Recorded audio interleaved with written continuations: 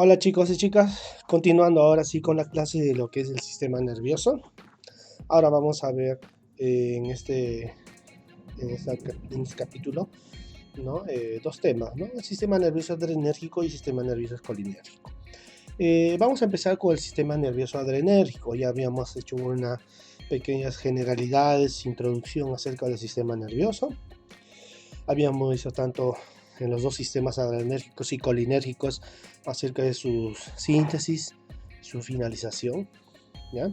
De cada neurotransmisor. Entonces vamos ahora a tocar el tema netamente del sistema nervioso adrenérgico, ¿ya? Eh, Hay que tener en cuenta que también estos se denominan simpático-miméticos, ¿ya? Porque producen un efecto total o parcialmente, ¿ya? En ciertas fibras, ¿ya? O en receptores de ciertas células, ¿ya? Entonces, ¿no? Como les había dicho, también se denominan simpático-miméticos porque producen efectos estimulantes de las fibras nerviosas a nivel simpático o a nivel de la médula suprarrenal, ¿no? Las actividades simpáticas aumentan en situaciones de estrés, ¿no? Recuerden eso, por eso que no hay que saturarse tanto en el aspecto laboral, ¿no? En el aspecto familiar en la casa o en el aspecto académico de estudios, ¿no? Otro, tenemos que se producen ciertos efectos, ¿no? Comparten similitudes estructurales, ¿ya? Todo el sistema nervioso adrenérgico, son estimulantes del sistema nervioso central. También producen vasoconstricciones, vasoconstrictoras. También aumentan la frecuencia cardíaca. Y también son broncodilatadores. Recordar por esta parte de broncodilatadores es porque están los receptores beta 2. ¿Ya? En el caso de vasoconstrictores están los alfas, ¿no? Bueno, eso es en forma general. Vamos a especificar ahora, pero antes de eso vamos a clasificarlas. Y la mejor clasificación que le da ya la farmacología es por su estructura química, en la cual tenemos las catecolaminas, ahí vemos, que es la que poseen el radical OH en la posición 3,4, o sea, las naturales, por ejemplo, la adrenalina, noradrenalina, la dopamina, ¿no? Y tenemos las sintéticas, que es el isoprotenerol, la dobutamina, ¿no? Ahí tenemos la adrenalina, ¿ya? Noradrenalina y dopamina, y en el caso de sintéticos, isoprotenerol y la dobutamina. Dentro de las no catecolaminas, ¿no? Es porque carecen en su estructura química el grupo OH o el radical OH y son sintéticos. Tenemos ahí la etilefrina, salbutamol, isoxsuprima, fenoterol, fenilefrina, oximetazolina, trimetoquinol, oximetazolina, oxiprenalina, anfetaminas, ¿ya? Esta última anfetaminas, muy pocos medicamentos tienen, ¿no? Actividad terapéutica. Hoy en día ya no se utilizan porque te va a causar dependencia, ¿ya? Entonces vamos a seguir. Ahora vamos a ver otra clasificación, pero esta clasificación, ¿ya?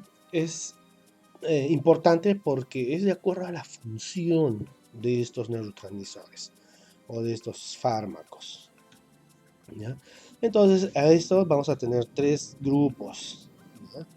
Tenemos primero los adrenérgicos de acción directa, o sea, estas van a actuar activando directamente los receptores alfa y o beta, ¿ya? Que a su vez pueden ser activantes simultáneos, ¿ya? Que activan ambos tipos de receptores, ¿ya? Tenemos, por ejemplo, la adrenalina, que activa el alfa 1, alfa 2, beta 1 y beta 2. ¿Sí? La noradrenalina, que tiene o activa, ¿no? En forma agonista el alfa 1, el alfa 2, el beta 1, el beta 2, pero es muy pobre este efecto, o en este receptor. Luego tenemos la dopamina, que su principal, ¿no? Receptor, ¿ya? Es el beta 1, ¿ya? El alfa 1, alfa 2, ¿no? Dependiendo de la dosis. Luego tenemos el otro grupo de las acciones directas, tenemos los activantes preferenciales, ¿ya? Estos activantes preferenciales solamente actúan en un tipo de receptor. Acá es lo importante. Acá es donde nosotros vamos a ver que van a tener una mejor actividad farmacológica, en la cual disminuyen los efectos adversos. Por ejemplo, tenemos los agonistas alfa-1, que tenemos la fenilefrina, nafazolina, estilefrina, metoxamina. Generalmente estos medicamentos son usados, ¿no?, en las épocas alérgicas, antigripales, ¿no? Luego tenemos los agonistas alfa-2, tenemos la clinidina, guanfacina y el alfa-metildopa. El más importante, clinidina y la metildopa. Luego tenemos los agonistas alfa-1 y alfa-2, que es la oximetazolina. Luego tenemos los agonistas beta-2. Acá naturalmente tienen una acción terapéutica importante a nivel bronquial. Tenemos la orsiprenalina, terbutalina, salbutamol, que eso lo conocemos, fenoterol también, que lo conocemos, ¿ya? Luego tenemos, ¿no?, isuetarina, pirbuterol, ¿no?, trimetoquinol, ritodrina y salmeterol. Estos de acá sí son importantes, tanto el salbutamol, fenoterol, salmeterol, ¿sí?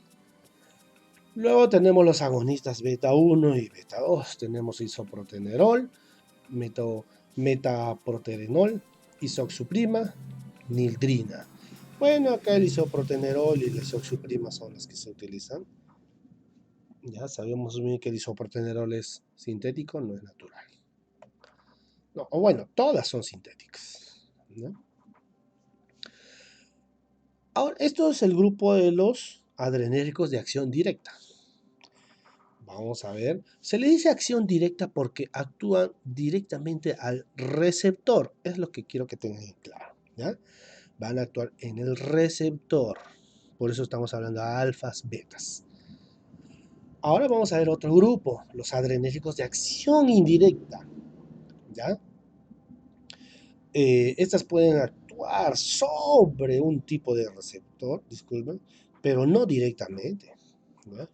Es que estas van a actuar mediante el mecanismo de liberación y de recaptación de la noradrenalina.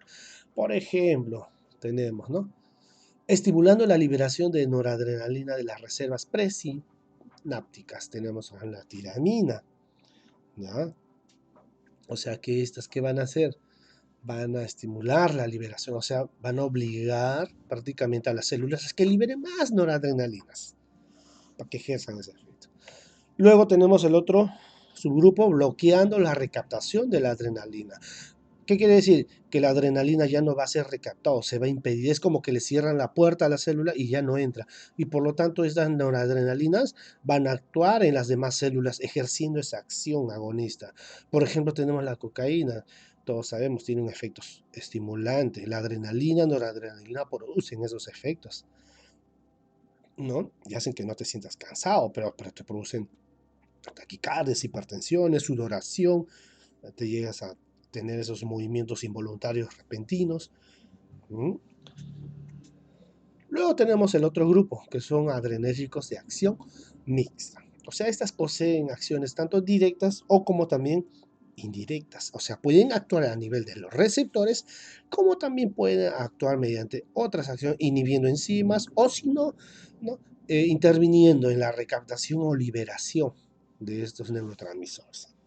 En ellas tenemos la efedrina, metaraminol, mefentamina, o sea, todo el grupo de las, ¿no?, anfetaminas. Recuerden que las anfetaminas son muy dependientes para un paciente. Van a querer más y más. Seguramente ustedes habrán visto el medicamento, el Ergium Plus, ¿no? El Ergium Plus contiene, ¿no?, cetiricina y la famosa pseudoefedrina, ¿no? La efedrina va a causar dependencia. Recordar cómo.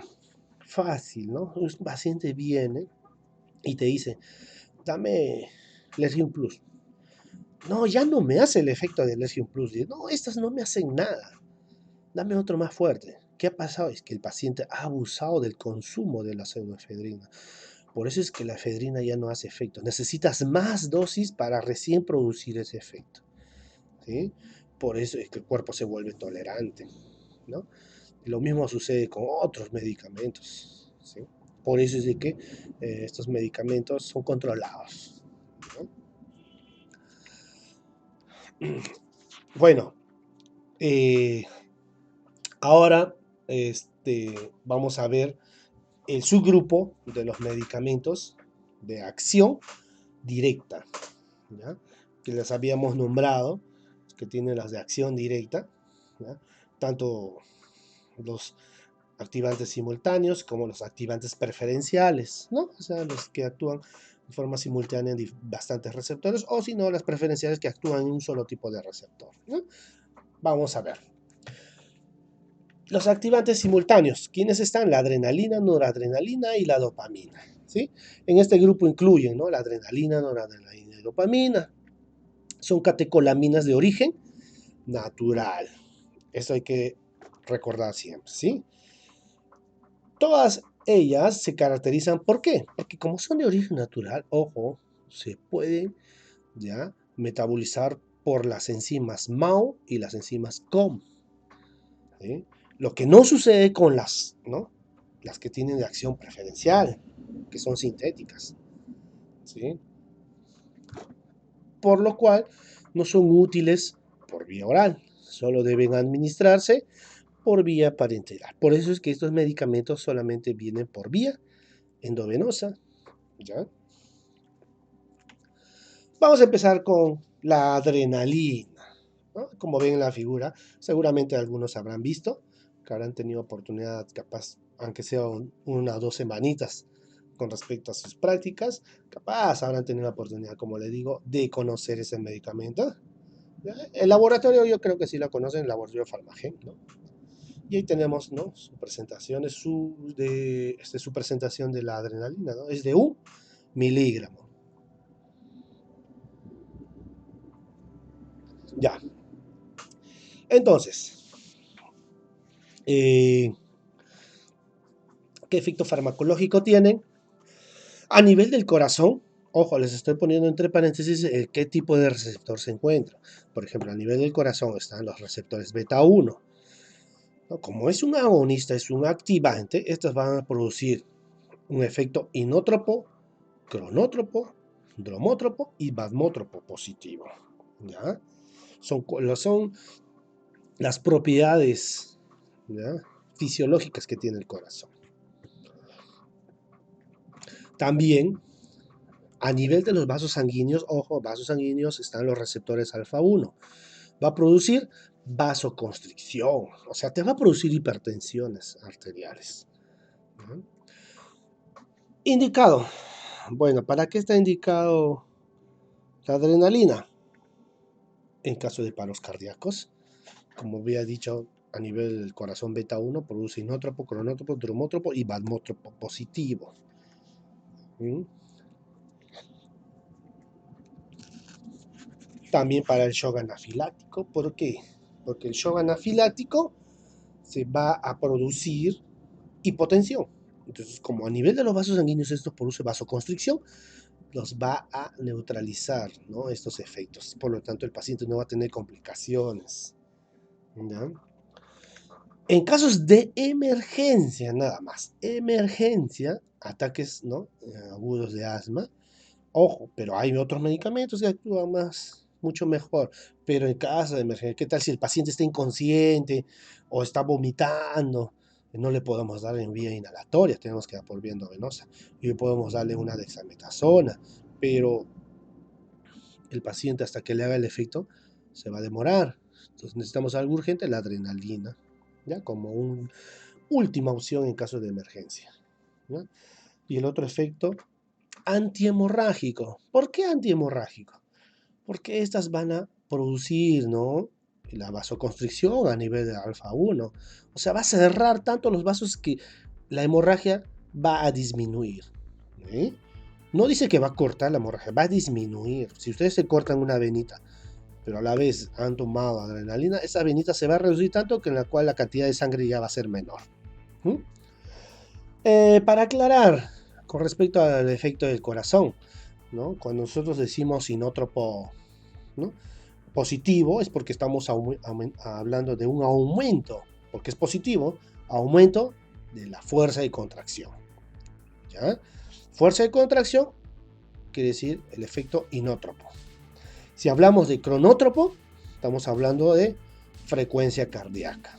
Si nosotros estamos hablando ahora de dromótropo, estamos hablando de la velocidad de conducción que hay a nivel del corazón. Y si hablamos de batmótropo, estamos hablando de la excitabilidad que tiene el miocardio. A estos 4 propiedades, ¿ya?, si que le decimos positivo es porque va a aumentar. Y si le decimos negativo es porque va a disminuir. ¿Ya? Dosis. Ahí tenemos la dosis a nivel paro cardíaco. Generalmente, como es un medicamento de emergencia, bueno, ¿ya? Solamente se maneja esas situaciones, pero siempre colocando su dosis, ¿ya?, a nivel intracardíaca o endovenosa, cada 5 minutos. ¿Ya? Para reacciones anafilácticas, sí, pero eso tiene que estar diluido. 0,2 mililitros al 0,1% diluida, ¿ya?, en 10, ¿ya?, suero fisiológico. O sea, 10 mililitros en suero fisiológico cada 5 a 10 minutos. ¿Sí? Bueno, vamos a ver ahora la farmacocinética. La farmacocinética, ¿no?, es por vía oral, como ya les habíamos dicho, que estas se van a metabolizar por las enzimas MAO y COX, por eso no se recomienda, o es más, no se debe administrar por vía oral. ¿Sí? Por vía subcutánea va a producir vasoconstricción local. ¿Ya? Retrasa su absorción también. En el caso de ejemplo, ¿en qué caso se utilizaría, profesor? Me dice, bueno, en casos, por ejemplo, de extracción de dientes, ¿sí? Voy a hacer suturas, me he cortado el brazo, una pequeña herida, ya voy a, ¿no?, tener que, ¿no?, utilizar, ¿no?, anestésico local con epinefrina. ¿Ya? Ojo, recordar, en caso de extracción de uñas, nunca debo utilizar la epinefrina. Solamente debo utilizar las lidocaínas, anestésicos locales, ¿ya?, solas. Por si acaso les hago recordar, chicos, o les estoy informando. No quiero que tengan complicaciones con pacientes. ¿Sí? Bueno, se eliminan por vía renal en forma de metabolitos, en forma de normetafedrina y en ácido vinil mandélico. Luego, precauciones. ¿Qué precauciones tenemos que tener? ¿Sí? Uno, ojo, no administrar en pacientes hipertensos o que tengan hipertiroidismo. Hay que tener en cuenta eso. Ojo, en diabetes mellitus tampoco. No hay que administrar adrenalina. ¿Ya? Bueno, ya en las prácticas presenciales les voy a explicar detalladamente para que puedan decir el porqué de todo. También no mezclar en soluciones alcalinas la adrenalina. O sea, ¿no?, ciertas por ejemplo, con gluconato de calcio, cloruro de magnesio, ¿no? O suero fisiológico, no. El suero fisiológico sí puedo mezclar. No es alcalino totalmente. Es un alcalino muy débil. Pero hay sueros fisiológicos al 33%, por ejemplo. No, ahí no se debe de mezclar. ¿Ya? En caso de insuficiencia renal hay que reajustar su dosis. ¿Ya? Ojo, en insuficiencia hepática no requiere ajustar la dosis, eso lo podemos administrar normal. Ay, disculpe. Ya, estas son más que todas las precauciones que se debe de tener con respecto a la adrenalina. Ahora vamos a ver la noradrenalina. La noradrenalina, también llamado norepinefrina o llamado levartenerol. ¿Ya? Su efecto farmacológico a nivel del corazón beta 1 produce igual las 4 propiedades fisiológicas, ¿no? Repitiendo otra vez: sinótropo, fuerza de contracción; cronótropo, frecuencia cardíaca; dromótropo, velocidad de conducción; y batmótropo, excitabilidad del miocardio, ¿no? A nivel de los vasos sanguíneos también va a producir vasoconstricción, pero un efecto menor que la adrenalina. No es que no va a producir, un efecto menor. Y también produce débiles efectos en los receptores beta 2 y alfas. Alfa 2 podemos decir. Por eso es que en casos de urgencias asmáticos no se utiliza, porque no va a producir un efecto. Está indicado solamente para restaurar la presión arterial en casos de hipotensiones agudas, ¿no? Por ejemplo, ¿no? A veces, casi similar al shock anafiláctico, ¿no? Hay pacientes que sufren de hipotensiones, les falta el aire, no tienen esa sensación, no hace que tengan hipotensiones. Su dosis, ahí tenemos su dosis iniciales de 8 a 12 microgramos por minuto, siempre con un equipo de venoclisis, y dosis sostenidas de 2 a 4 microgramos por minuto, ¿ya? Ese es solamente el caso de dosis para la presión arterial. La farmacocinética es similar a la adrenalina, ¿ya? Se administra por vía oral, cuidado, no se debe administrar por esa vía, ¿ya? Porque se va a metabolizar por la MAO y por la COM. Produce vasoconstricción local y se elimina por vía renal. Precauciones: lo mismo que la adrenalina, no administrar en hipertensos e hipertiroidismos que sufren de esa enfermedad, como la diabetes mellitus. No mezclen soluciones alcalinas. En insuficiencia renal hay que ajustar su dosis, pero en insuficiencia hepática no necesita ajustar nada, ¿sí? Ahora vamos a ver la dopamina. Acá la dopamina tiene algo exclusivo en que va a depender su dosis, ¿ya? Para que produzca un efecto a nivel renal, dice que son dosis pequeñas, ¿no? Vamos a administrar, por ejemplo, de 1 a 5 microgramos por kilogramo de peso por minuto. Por eso se le dice dosis renal. Va a producir vasodilataciones, ¿sí? Aumento de la circulación renal, filtración glomerular, excreción de sodio y formación de orina, ¿sí? Pero si nosotros aumentamos la dosis, que le vamos a decir dosis medias o dosis cardíaca, tenemos que dar de 5 a 10 microgramos por kilogramo de peso por minuto, la cual estas ejerce un efecto predominantemente sobre los receptores beta 1 cardíaco, ¿ya?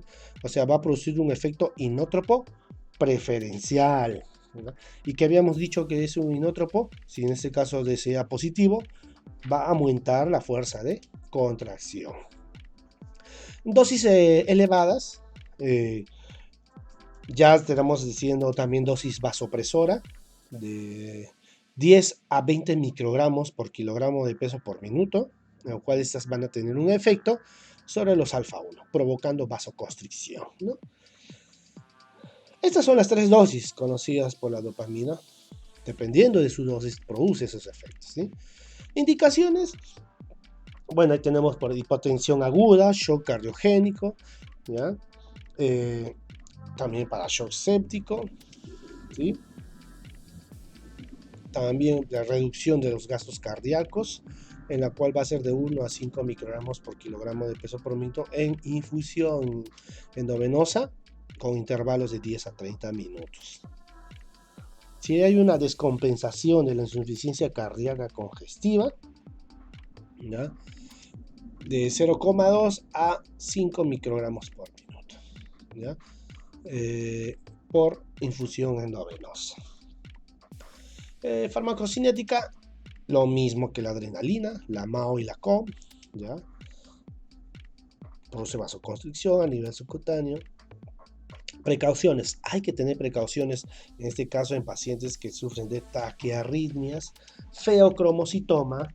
La feocromocitoma quiere decir que las glándulas suprarrenales están muy como no inflamadas, sino están agrandadas y producen un exceso de catecolaminas, o sea, neurotransmisores.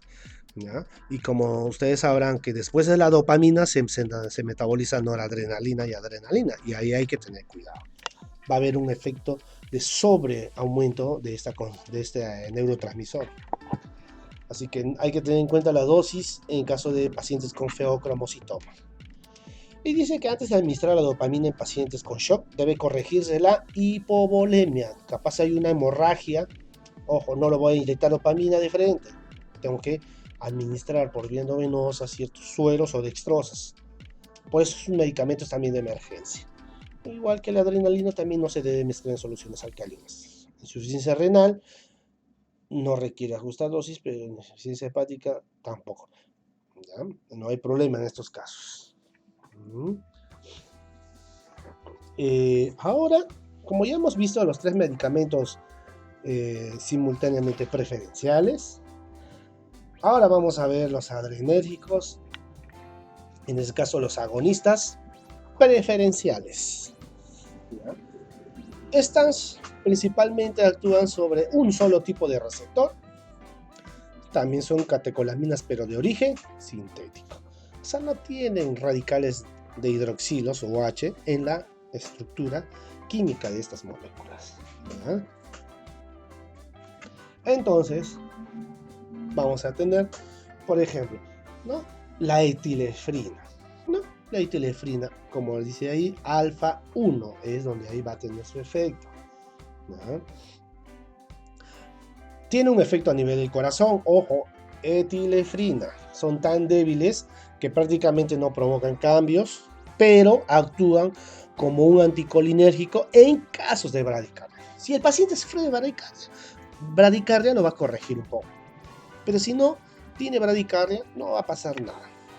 A nivel de los vasos sanguíneos, esta sí va a producir vasoconstricción, casi en todos los lechos vasculares. Por eso este medicamento se utiliza para las alergias, tanto nasales, oculares. ¿Ya? Por eso es de que también viene en ciertas combinaciones con pastillas antigripales, ¿ya? Etilefrina. Antes venía la pseudoefedrina, pero como la pseudoefedrina es muy dependiente, entonces se ha cambiado, ¿no? Pues ahí la etilefrina. Recordar que la pseudoefedrina sale con receta médica nada más. Indicaciones de la etilefrina: hipotensión, porque actúa a nivel de los receptores alfa 1, y si hay un colapso cardiocirculatorio. Cardiocirculatorio, no respiratorio, no se van a confundir. Su dosis, bueno, su dosis en caso de hipotensión es de 5 a 10 miligramos por vía oral cada 8 horas, o 25 miligramos vía oral, pero cada 12 a 24 horas. ¿No? Si fuese un colapso cardiocirculatorio, a eso sí se administra por infusiones endovenosas de 0,2 a 0,6 miligramos por minuto. ¿Ya?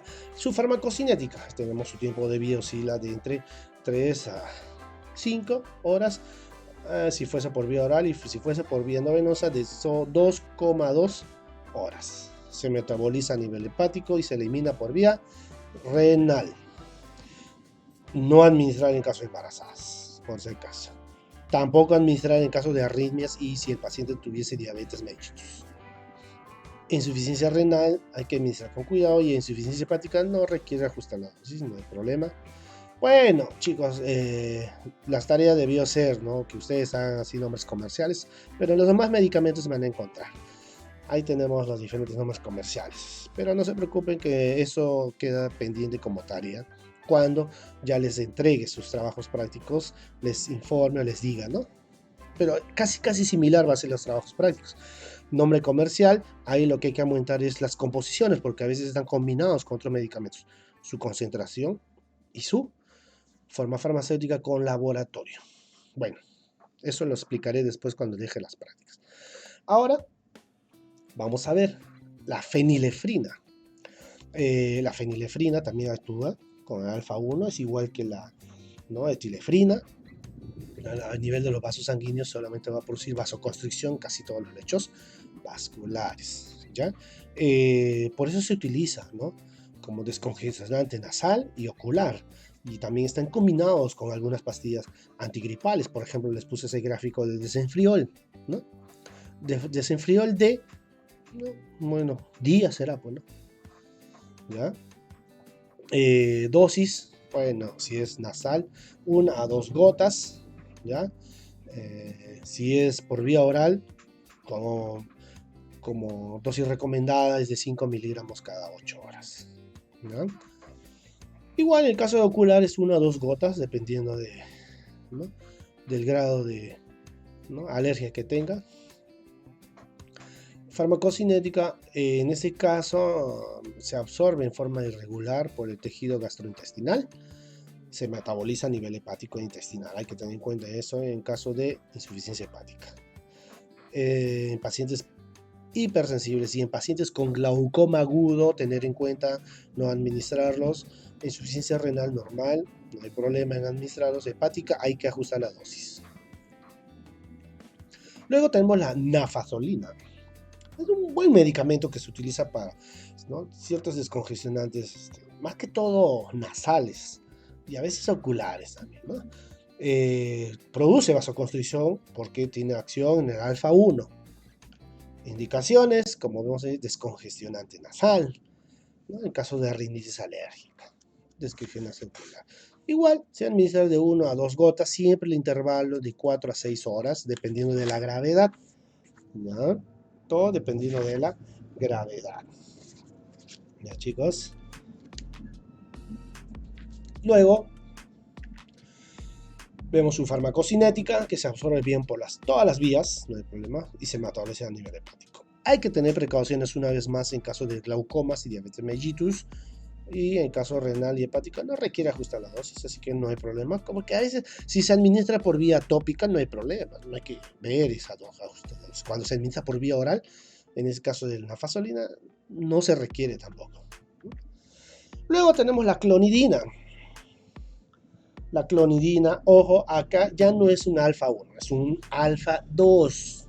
¿Ya? No se van a confundir, alfa 2. Ahora, estos medicamentos alfa 2, dice sus efectos según las vías de administración, por vía venosa produce o provoca un inicio de aumento de la presión arterial. ¿Ya? Bueno, es un efecto alfa 2. Luego ejerce efectos antihipertensivos con mayor duración. Por vía oral nos va a producir hipotensión. Bueno, no tiene efecto hipertensor inicial, ¿no? Como se administra por vía endovenosa. Ojo, recordar que es muy diferente a los alfa 1. En este caso, ya la clonidina está indicado para el tratamiento de la hipertensión, o sea, lo contrario al alfa 1, no se olvide, ¿eh? También se está indicado para el tratamiento de síndrome de abstinencia de opiáceos, o sea, los pacientes que han consumido sustancias narcóticas para dolores fuertes, por ejemplo, ¿no? El tramadol, por ejemplo, otros medicamentos como la oxicodona, morfina, etc., ¿no?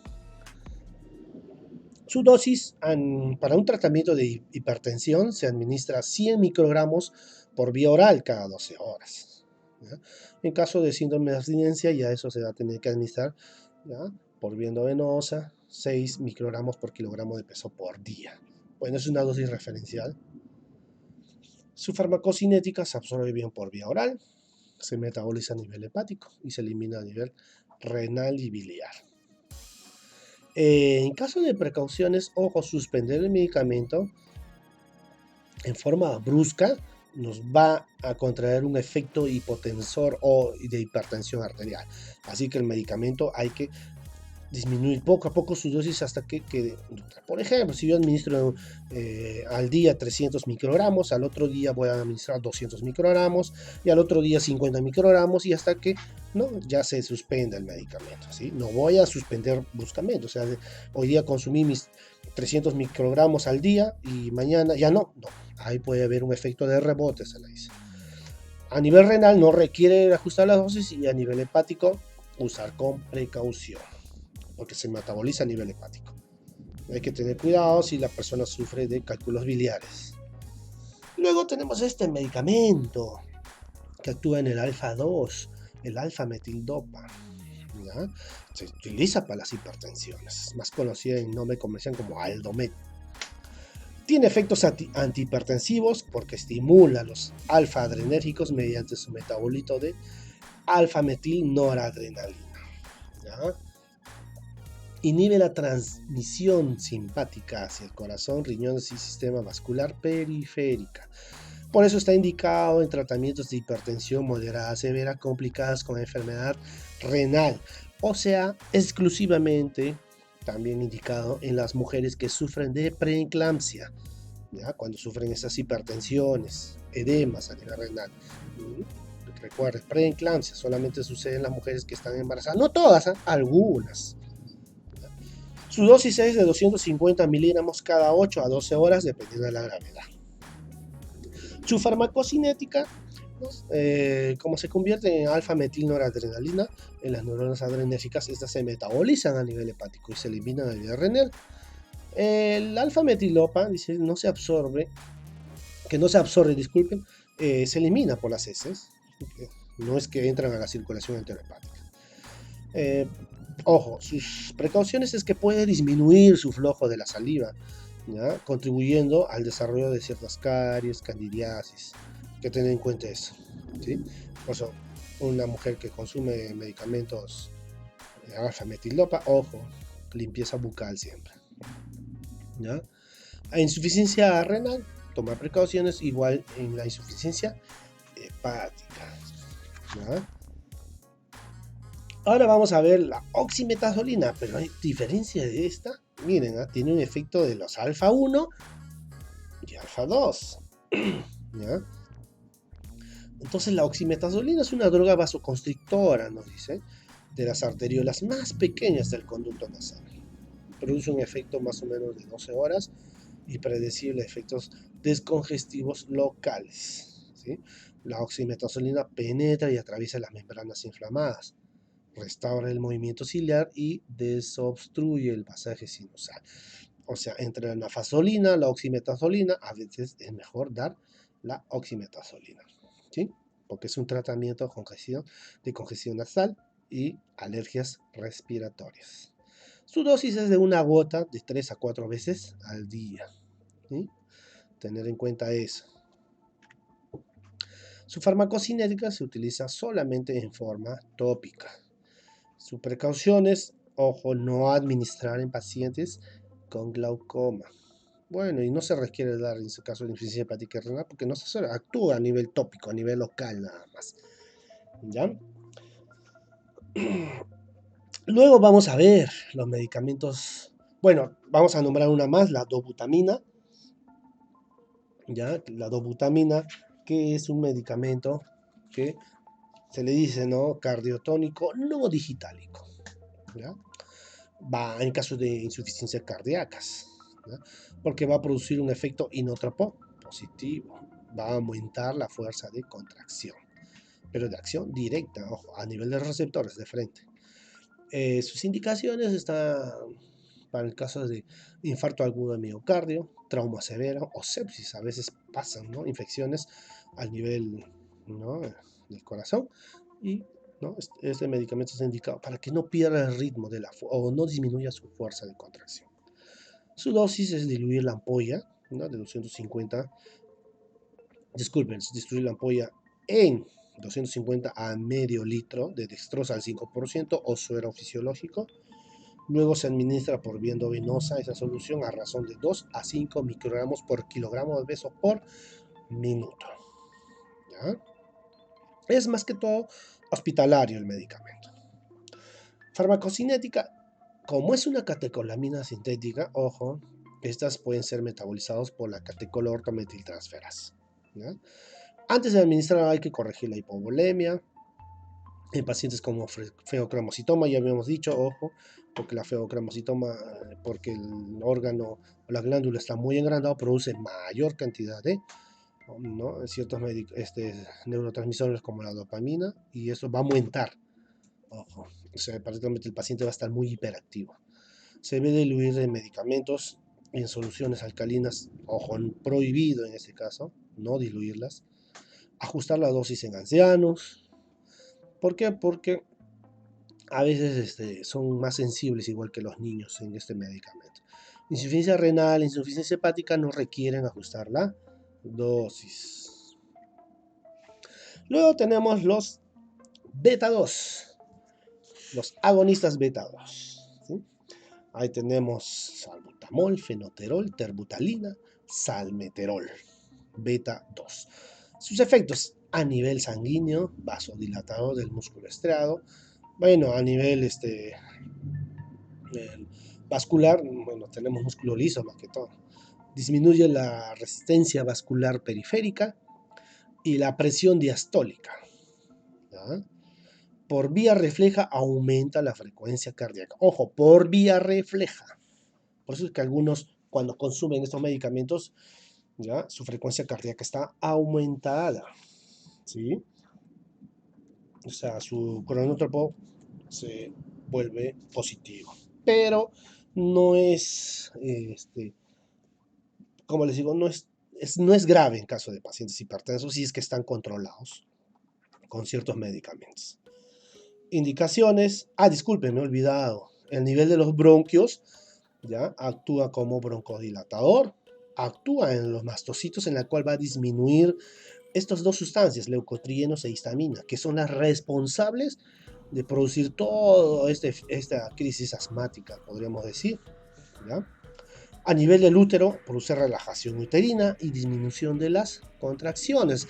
Hay que recordar que si el paciente, por ejemplo, está embarazada y por ahí un shock emocional a un golpe, ya se le adelanta el parto, o podemos decir de que puede tener un aborto espontáneo, o sea, le viene hemorragia, las contracciones están ya empezando a aumentar y estás lejos del hospital, yo te recomiendo que utilices, ¿no? En este caso los betas 2, el salbutamol, pero no por vía inhalatoria, por vía oral, ¿sí? O si no, en ese caso se toman pues 2 litros de agua. Después en casos prácticos les voy a explicar por qué. ¿Sí? Eso va a ayudar a que todavía el paciente llegue al hospital y pueda ser atendido. Te va a dar tiempo más que todo. ¿Ya? Indicaciones. Su mayor indicación es para el asma bronquial y a la vez para la relajación uterina, ¿ya? En caso de las mujeres. Sus dosis, ahí tenemos, por vía oral 4 miligramos cada 6 a 8 horas, en caso de salbutamol, ¿ya? Y por vía inhalatoria, de 2 puff, se puede decir, de cada 6 a 8 horas. Estamos hablando en caso de salbutamol acá, ¿ya? Su farmacocinética no pertenecen al grupo de las catecolaminas, o sea, hay una mayor biodisponibilidad. Precauciones, puede aumentar los niveles de glucosa en la sangre, puede producir hipopotasemia, ¿no? Y disminución del potasio. No requiere ajustar la dosis en caso de insuficiencia hepática. Bueno, hasta ahí son los receptores beta 2. ¿No? Ahora vamos, disculpen, me olvidé lo último, el isoprotenerol, que es una catecolamina sintética que actúa en los receptores beta 1 y beta 2. Tienen efectos igual que la adrenalina, con sus 4 propiedades. También produce una vasodilatación a nivel vascular, la cual disminuye la resistencia vascular periférica y la presión diastólica. ¿Sí? Como habíamos dicho, en la presión arterial aumenta la presión sistólica, pero disminuye la presión diastólica. Es útil, ¿eh? El que sabe usar estos medicamentos en caso de emergencia les va a ser muy útil. Su efecto sobre el músculo liso, a nivel de los bronquios, va a producir broncodilatación. A nivel del tejido gastrointestinal, disminuye el tono muscular liso, o sea, los dolores va a disminuir. A nivel del útero, también disminuye el tono y las contracciones musculares. Bueno, estos están indicados solamente en casos de urgencias para estimular la frecuencia cardíaca. También en caso de asma y shock. ¿Ya? Su dosis es de 200 miligramos que se tiene que diluir en 500 mililitros, o sea, medio litro de dextrosa al 5%. Y hay que administrar en un rango de 0,5 a 5 microgramos por minuto. ¿Ya? Su farmacocinética es que son catecolaminas sintéticas y por lo tanto por vía oral se absorben en forma irregular y también son metabolizados por la enzima COM, catecolortometiltransferasa. Precauciones: no administrar en caso de hipertiroidismo, diabetes mellitus, también hay que tener cuidado, no administrarlos. Insuficiencia hepática, requiere ajustar la dosis. En caso de taquicardias causadas por intoxicaciones por otros medicamentos u otras sustancias, no administrar estos medicamentos, ¿ya? Bueno, ahora sí vamos a pasar a los adrenérgicos, pero ya no agonistas, ¿sí? Vamos a pasar a los adrenérgicos, pero bloqueadores, o también llamados antagonistas, como llamamos.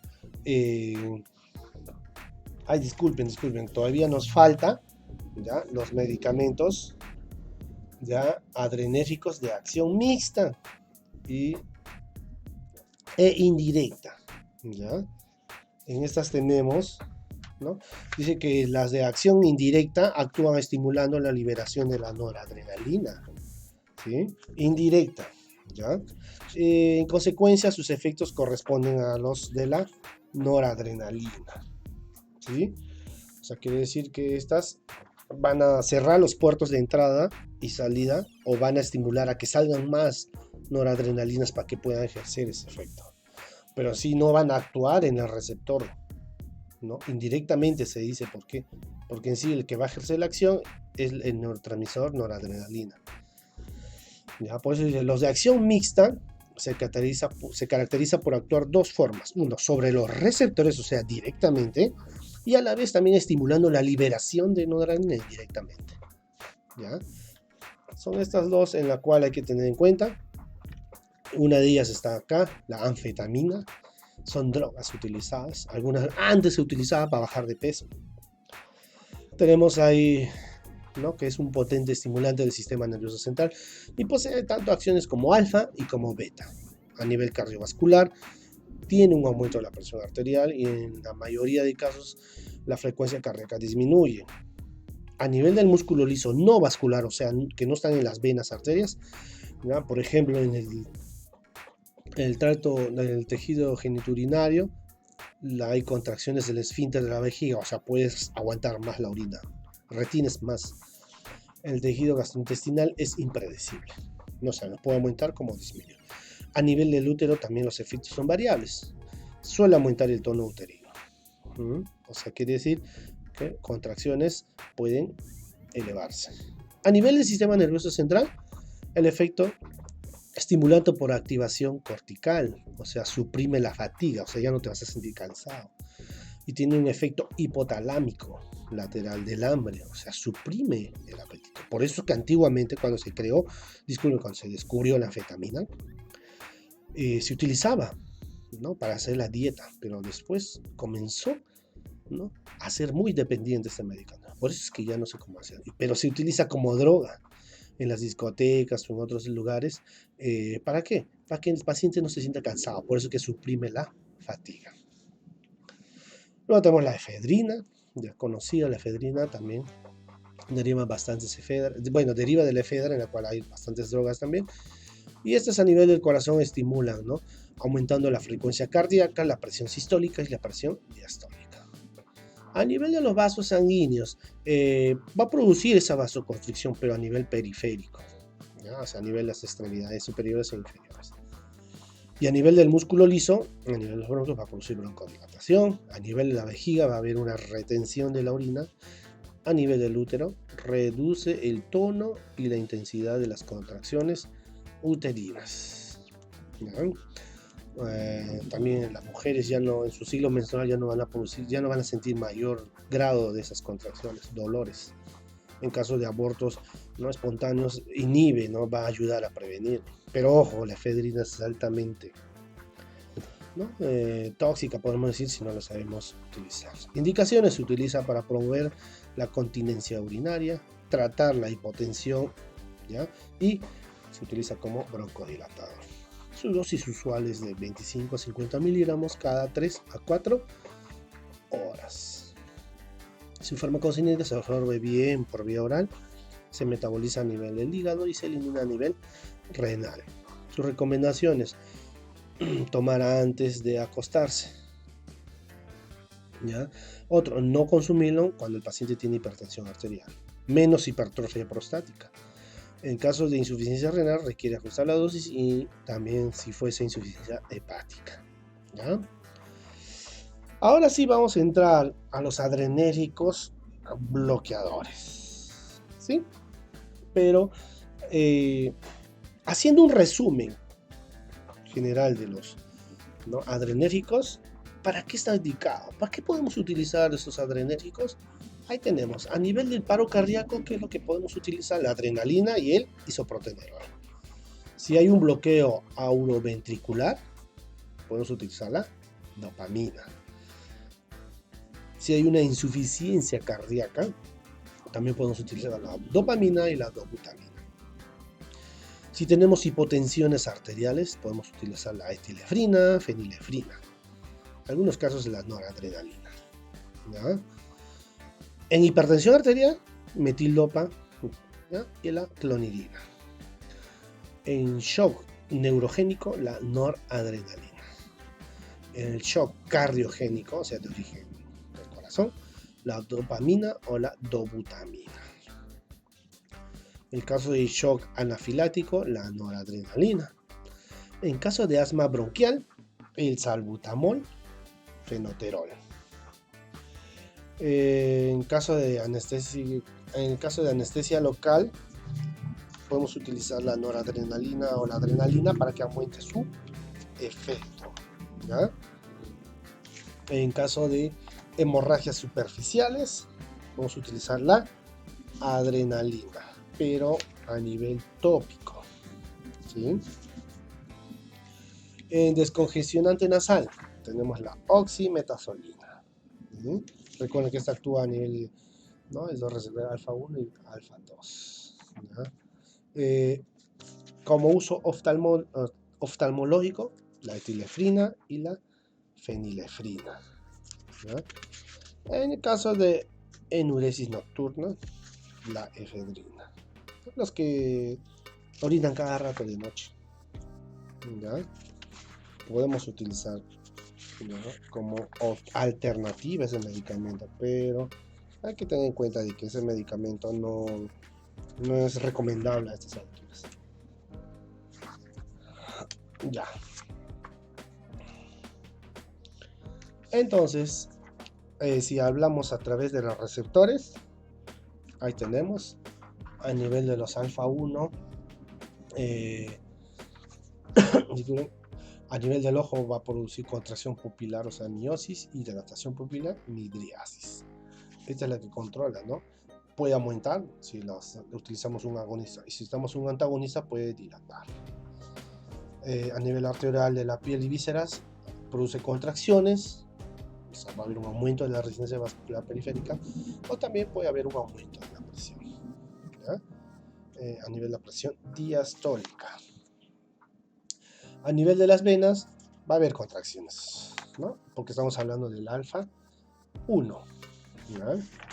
A nivel de la vejiga, el esfínter, va a haber contracciones, o sea, retención urinaria. ¿No? Y en el caso de órgano sexual masculino, esta va a producir eyaculación. Si estamos hablando de los alfa 2, ¿ya?, las terminaciones nerviosas presinápticas, o sea, va a haber una inhibición de la liberación de la noradrenalina, va a controlar eso. Y el nivel del sistema nervioso central disminuye la actividad simpática. A nivel plaquetario va a haber una agregación plaquetaria. A nivel del páncreas de insulina va a haber una disminución, ¿ya?, sobre, ¿no?, en el caso de los beta 2, o sea, un efecto dominante. A nivel de los riñones, disminución de liberación de renina.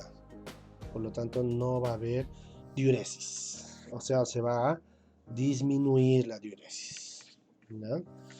Ahora, en el caso de los beta 1, ¿ya?, a nivel del corazón va a producir, ¿no?, aceleración, ¿ya?, o sea, un cronótropo positivo. A nivel de la musculatura auricular va a haber un aumento, o sea, que decir un inótropo positivo. Bueno, a nivel de músculo ventricular va a haber un aumento del dromótropo, o sea, va a haber un aumento en la cual va a producir un efecto dromótropo positivo. Y también va a haber un aumento del gasto cardíaco y el consumo de oxígeno. Y a nivel de células adiposas va a aumentar la lipólisis, o sea, va a quemar grasa, como algunos le llamamos. ¿Sí? A nivel del beta 2 va a producir en el nivel de los vasos sanguíneos, ¿ya? Dilataciones, o sea, va a disminuir la resistencia vascular periférica, ¿ya? A nivel de los bronquios, los beta 2 va a producir una broncodilatación, relajación de los músculos lisos, ¿ya? A nivel del útero va a producir una relajación uterina. A nivel del músculo esquelético va a haber un aumento de la glucogenólisis, o sea, va a haber hiperlacidemia, o sea, va a aumentar la acidez. En el caso del músculo esquelético, también va a haber un aumento de la contractilidad, o sea, un tremor. No sé si recuerdan, hay personas que cuando agarran o están nerviosas comienzan a temblar, entonces va a producir ese tipo de efecto, ¿no? A nivel del hígado va a haber un aumento de la glucogenólisis, ¿sí? Por eso es que no se le debe dar en pacientes con diabetes, ¿eh? Recordar eso. Riñón va a haber una disminución de la secreción de renina, ¿ya? Bueno, estos son sus efectos que mayormente de acuerdo a los receptores que van a producir. Ya les puse los medicamentos más recomendados dependiendo de su acción. Ahora vamos a ver los adrenérgicos bloqueadores, que son todo lo contrario a lo que habíamos visto ahora. Ya no van a tener un efecto agonista, sino van a tener un efecto bloqueante, ¿ya?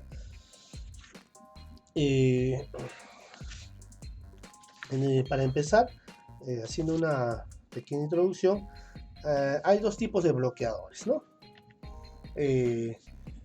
Bloqueadores receptores adrenérgicos, ¿no? A través de receptores, y los bloqueadores de neuronas adrenérgicas, o sea, van a actuar a través de enzimas, ¿ya? O bloqueo de los canales, ¿no? Estos adrenérgicos bloqueadores ya no le vamos a llamar simpático-líticos, sino son simpático-colíticos, ¿no?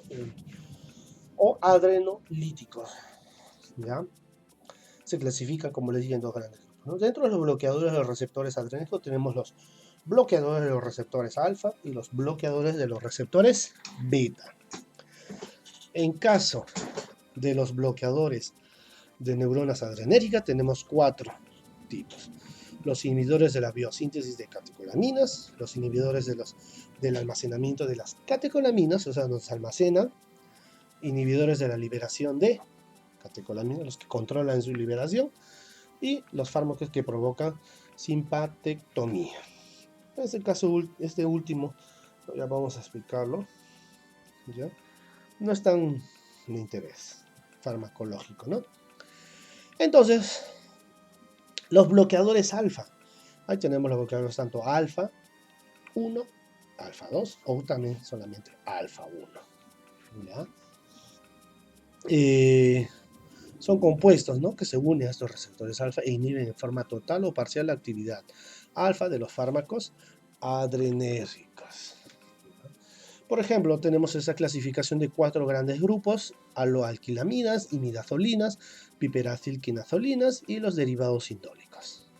Pero los más importantes, ¿ya?, son el piperacilquinazolinas, ¿ya?, porque tenemos el prazosine y el terazocine, ¿ya? Los derivados indólicos, la yoinvida, no sé si habrán escuchado, en ese caso que se utilizaba para, ¿no?, aumentar el apetito sexual, pero solamente en el caso de las mujeres, no en el caso del hombre, ¿ya?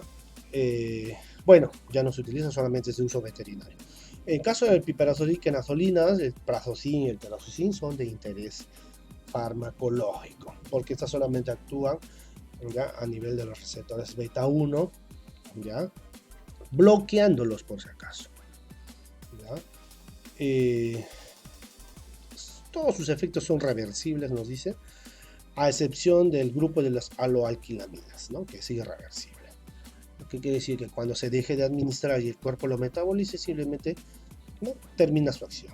En caso de los irreversibles, se queda a través de un enlace covalente, ¿sí?, en la cual ya no se separa. Ahí se queda para siempre, hasta el día que la célula o el organismo muera, ¿sí? Vamos a ver el prazosin, ¿no? Vamos a nombrar este medicamento que es muy bien utilizado, ¿sí? El prazosin, a nivel cardiovascular, sí que bloquea los receptores alfa 1 en forma selectiva, produciendo menos taquicardia que el resto de bloqueadores alfa, o sea, es más recomendable. A nivel sanguíneo, produce vasodilatación. Ojo, alfa 1, pero estamos hablando de bloqueantes, bloqueadores, antagonistas, ¿sí? Porque si fuese agonistas, produce vasoconstricción. Hay que recordar eso, ¿sí? Y disminuye la resistencia vascular periférica. En el tejido gastrogenitourinario, inhibe el tono muscular, ¿ya?, liso, principalmente a nivel de la próstata, ¿no?, o de la cápsula prostática y del cuello vesical. Por eso este medicamento se utiliza en caso de prostatitis también, ¿no? Bueno, en la próstata hay diferentes inicios de etiologías, ¿no? ¿No? En ese caso, estos van a dilatar los conductos para que pueda orinar el paciente, ¿no? En el caso de hiperplasia, hipertrofias también. Indicaciones y dosis, ¿ya? Ahí tenemos, en caso de hipertensión arterial, se utiliza 1 miligramo vía oral cada 8 a 12 horas, manteniendo una dosis de 6 a 15 miligramos al día en 2 a 3 dosis. El prazosin también está indicado para la insuficiencia cardíaca congestiva, junto con la digoxina, ya que eso lo vamos a ver en el tema cardiovascular después, y un diurético para este tratamiento, ¿ya? Recuerda, no se le da solo, se administra 1 miligramo de prazosin cada 8 a 12 horas por vía oral. En el caso del fenómeno de Raynaud, ¿ya?, se utiliza, ¿ya?, 1 miligramo, ¿no?, de cada 8 horas, pero por vía oral, ¿ya? Para explicarles el fenómeno de Raynaud, ¿ya?, este fenómeno se caracteriza porque tienes una sensación de frío, ¿ya?, en algunas áreas del cuerpo, ¿ya? Ciertas arterias pequeñas se suministran sangre en la piel y presentan una vasoconstricción excesiva como respuesta al frío, ¿sí? ¿Cómo les puedo decir? Imaginemos el bochorno, cuando te pones los cachetes rojitos. ¿Qué está pasando ahí? Es de que, ¿no?, te está produciendo, esos vasos sanguíneos se están, ¿no?, concentrando, ¿ya? Entonces, ¿y por qué se han concentrado? Porque hay acumulación, ¿no? Hay unas pequeñas hipertensiones. Entonces, ya el prazosin lo que va a hacer es va a dilatar estos vasos para que puedan ustedes, ¿no?, no tener ese efecto de bochorno, ¿ya? Y no solamente en el cachete, sino podemos decir otras partes del cuerpo. Las orejas, a veces el mismo, las manos o los pies están así. Se le dice fenómeno de Raynaud. Pero su efecto o utilización principal de prazosin es la hipertrofia prostática benigna, ¿ya? Acá dice que hay que iniciar con 1 miligramo al acostarse, ajustando la dosis según respuesta, y se le puede aumentar desde 5 a 10 miligramos, ¿ya? Pues se administran bien por vía oral. Los alimentos no afectan su absorción, se metaboliza a nivel hepático y se elimina por vía biliar fecal, a la vez renal, bueno, en forma inalterada. Como se elimina en forma inalterada, a nivel renal es donde ya va a actuar su efecto. Precauciones, fenómeno de la primera dosis, o sea, cuando voy a tomar una primera dosis, es posible que el paciente a veces se desmaye si es bien susceptible, pero eso es solamente en la primera dosis, después ya normal se regula. insuficiencia renal y hepática, hay que tener en cuenta. Por eso es que se necesita con prescripciones precavidas, no así nomás se administra. Hay que analizar bien el paciente. Luego tenemos el otro grupo, el terazocin. Es lo mismo que el prazocin, ¿ya? También se utiliza para la hipertensión e hipertrofia prostática benigna, ¿ya? En caso de esta de acá, igual la dosis es 1 miligramo, ¿ya? El nombre comercial ahí tenemos en la figura el Itrin 1, porque 1 es de 1 miligramo, ¿ya? Hay que diferenciar hipertrofia con hiperplasia también, ¿ya? Hipertrofia, vamos a decir que el órgano se ha engrandado y ha obstruido el conducto. Hiperplasia es de que hay un aumento de las células y por consecuente también crece el órgano, ¿ya? Solo para que tengan en cuenta estas diferenciaciones. Igual, la farmacocinética es igual que el prazocin, terazocin, ¿ya? Las mismas precauciones en caso del fenómeno de la primera dosis también hay que tener precauciones. Bueno, ahora vamos a ver de los bloqueadores beta, o sea, bloqueadores. En caso de estas, no se utilizan para las hipertensiones arteriales, ¿no? Están compuestos como, no, disculpen, estas actúan como agonistas competitivos, pues poseen, ¿no?, una afinidad sobre los receptores beta, pero inhiben de forma total o parcial ciertos receptores, ¿ya? Se caracterizan, ¿no?, en forma química porque son casi homogéneas. La mayoría conservan la estructura del isoprotenerol, ¿no? Vamos a ver, ahí tenemos la clasificación, es un poco amplia. Primer grupo tenemos agonistas no cardiovasculares y el otro grupo agonistas cardiovasculares. No cardiovasculares porque tiene una afinidad tanto en los receptores beta 1 como en beta 2, ¿ya? Pero son un poco mejores para la hipertensión. Pero dentro de ellas ahí tenemos dos subgrupos, bloqueadores sin ACI y con ACI, ¿no? Actividad simpático-mimética intrínseca. ¿Qué quiere decir el ACI? Que si el medicamento tiene un efecto o una actividad ACI, es que no solamente van a actuar en el receptor, sino, ¿no?, indirectamente pueden actuar, ¿no?, con el neurotransmisor, ¿sí? O sea, va a bloquear el neurotransmisor muy aparte de bloquear el receptor. Por eso se le dice con actividad, ¿no?, simpático-mimética intrínseca, o sea, con ACI. Los que dicen sin ACI solamente van a bloquear los receptores, ¿ya? Y si es con ACI, como les dije, van a bloquear los receptores y a la vez van a inhibir los neurotransmisores, ¿no?, que son las catecolaminas. Ya, también el caso de los que son antagonistas cardiovasculares, también son con ACI y sin ACI, ¿no? Bueno, de los antagonistas no cardiovasculares, o sea, los que tienen afinidad beta 1 y beta 2, los que tienen actividad sin ACI, tenemos nadolol, propanolol y timolol. Los que tienen actividad con ACI, tenemos carteolol, labetalol, osprenolol y pindolol, ¿ya? Ojo, en este caso no hay que administrar estos medicamentos a los pacientes que sufren de asma, porque voy a bloquear los receptores beta 2. Y si tú bloqueas los receptores beta 2, vas a producir mayor broncoconstricción. Así que tenga cuidado, ¿sí? En caso de los agonistas cardiovasculares, eso sí, normal, eso sí puedes administrar a los pacientes asmáticos, porque solamente van a actuar en los beta 1, ¿no? Los que tienen actividad sin ACI tenemos atenolol, esmolol, betaxolol, bisoprolol y metoprolol. Y los que no, los que tienen con actividad ACI, acebutolol, ¿sí? Es una clasificación más generalizada. Farmacocinética, bueno, ahí tenemos de los bloqueadores no cardioselectivos, propanolol, ¿no?, se administra por vía oral y son muy lipofílicos, o sea, es bien absorbido, metabolizado a nivel hepático, ¿ya? El nadolol se administra por vía oral y es muy hidrofílico. Puede que no se absorba bien, no se metabolice y esta se elimina por vía renal. El timolol Es un potente acción, ya, pero breve, pero se metaboliza a nivel hepático y se elimina a nivel renal.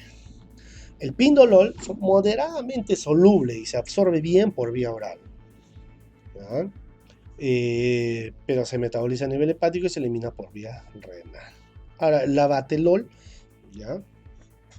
Ahí tenemos, disculpe, ahí debe decir labetalol, por si acaso, es metabolizado por el hígado y eliminado por vía renal, ¿ya? En casos de los cardioselectivos betabloqueadores tenemos atenolol, que se absorbe en forma incompleta, ¿ya? Y es muy hidrófilo. Porque su metabolización, ¿no? Es poca y se elimina en forma inalterada en cierto porcentaje a nivel renal. Luego tenemos el metoprolol, se administra por vía oral y es muy liposoluble. Se metaboliza a nivel hepático y se elimina por vía renal. El esmolol tiene una acción muy corta, ¿ya? Y solo se administra por vía endovenosa. Se metaboliza a carboxilato de esmolol, ¿ya? ¿Quién se encarga de eso? Los eritrocitos, o sea, los glóbulos rojos. Luego tenemos el acebutolol, que se absorbe bien por vía oral y se elimina por vía renal, biliar, fecal, ¿ya? Hay que tener en cuenta los que tienen cálculos biliares en este tipo de pacientes, ¿ya? Acciones generales, bueno, de los beta, bloqueadores beta 2, o beta, mejor dicho, tiene una acción depresora cardíaca, ¿no? Porque bloquean el beta 1. Por eso tenemos que va a producir el cronotropopeo negativo, inotropotamina negativo, disminución del gasto cardíaco, ¿no? Los vasos sanguíneos van a haber un aumento de la resistencia vascular periférica, porque se va a bloquear los receptores beta 2 y el efecto beta alfa 1 que produce vasoconstricción, ¿ya? O sea, va a producir, ¿no?, vasodilatación. A nivel de la presión arterial tiene un efecto antihipertensivo porque bloquea el beta 2 también, ¿ya? Ojo también por los beta 1, hay que recalcar eso, ¿ya? A nivel renal, ¿ya? Disminuye la liberación de la renina, además reduce la excreción del sodio y el volumen del líquido extracelular. A nivel bronquial, ojo, produce broncoespasmo y hay que tener en cuenta, ¿sí? A nivel de efectos metabólicos, inhibe la glucogenólisis. Hay un aumento de triglicéridos y disminución de, ¿no?, HDL, ¿no?, lipoproteínas de alta densidad, ¿ya? A nivel del ojo, disminuye la producción de humor acuoso. Bueno, eso es útil en casos de glaucoma. Contraindicaciones y precauciones. Ahí tenemos. Contraindicaciones: no hay que administrar en caso de insuficiencia hepática, no, cardíaca, disculpen. Tener en cuenta el caso de shock cardiogénico. Tampoco no administrar en caso de bloqueo cardíaco de segundo y tercer grado y en el caso de bradicardia sinusal, ¿sí? Está contraindicado. Precauciones: ojo, asma bronquial, diabetes mellitus, no administrar en gestantes, solamente en el caso de riesgo-beneficio. También durante la lactancia hay que controlar eso. Niños deben usar con precaución. Insuficiencia renal y hepática, hay que reducir las dosis. Ahí tenemos sus concentraciones del atenolol, nadolol, pinolol, ¿no?, propanolol, betaxolol y timolol, ¿ya? Nalodol 25 miligramos a 50 miligramos por vía oral, por día. Nadolol 40 miligramos por día por vía oral. Pinolol de 5 a 10 miligramos, ya, cada 24 horas, ¿ya? Pinolol. Propanolol 40 miligramos cada 12 horas. Betaxolol, ojo, en caso de glaucoma, una gota, ¿ya? Bueno, las concentraciones ya están dadas, que es del 0,25% al 0,5% en cada ojo, o sea, cada 12 horas una gota. El timolol igual, una gota cada 12 horas, ojo, en cada, ¿no?, lado, cada ojo, ¿ya? Bueno, chicos, esto de ahí son los beta bloqueantes más usados, conocidos, ¿ya? Eh, Ahora vamos a entrar, ¿ya?, a otro sistema nervioso, que son el sistema nervioso colinérgico, ¿ya? Sistema nervioso colinérgico. Eh, ya habíamos dicho que en el sistema nervioso colinérgico, ¿qué neurotransmisores actúan la acetilcolina, ¿sí? La acetilcolina. Entonces, ya habíamos hablado anteriormente desde un inicio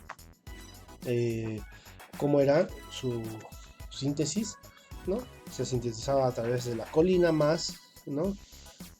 Con el acetil, no, la colina, ya, más, ¿no? En la cual nos da un resultado, eh, la acetilcoenzima A con la colina nos da un resultado con la acetilcolina, ¿ya? Entonces, los colinérgicos, también denominados parasimpático miméticos, porque está en el sistema nervioso parasimpático, ¿no? Por producir efectos estimulantes de las fibras nerviosas parasimpáticas. La actividad parasimpática aumenta las situaciones de descanso, ¿sí? O sea, un poquito de depresión, podemos decir, no depresión directamente, ¿no?, de relajación. Estos efectos, pues, como decir, actúan en la placa neuromuscular, actúan en la secreción gástrica, aumentándolas, produce broncoconstricción, ojo, y producen bradicardia, ¿no? Estamos hablando en el caso de los agonistas, ¿ya? Por ejemplo, actúan en la placa neuromuscular, la neostigmina, ¿no? Hace que el sistema nervioso actúe, ¿no? Si una persona dormió 6 meses, la neostigmina o la fisostigmina actúan, ¿sí? Aumento de la secreción gástrica, por ejemplo, las sustancias organofosforados actúan a nivel de esos receptores, por ejemplo, los venenos, ¿no? Si nosotros usamos una dosis adecuada de ciertos fármacos, aumentan esa secreción gástrica, pero por ejemplo los venenos actúan en forma incontrolable. Por eso es que los seres humanos o los animales que consumen venenos producen bastantes secreciones, botan espuma. Como producen bastantes secreciones y llegan a formar espumas, porque las espumas son pequeñas proteínas, ¿no?, en forma de globitos que se están formando. Por eso es que la espuma, ¿ya?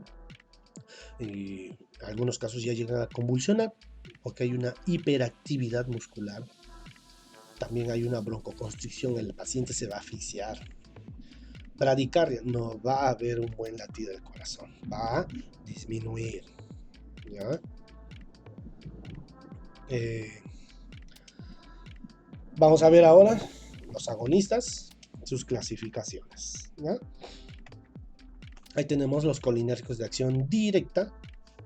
Tenemos dos grupos, los ésteres de colina y los alcaloides naturales, ¿no? Los ésteres de colina tenemos la acetilcolina, metacolina, carbacol, betanecol, ¿ya? En el caso de los alcaloides naturales tenemos la pilocarpina, muscarina y arecolina.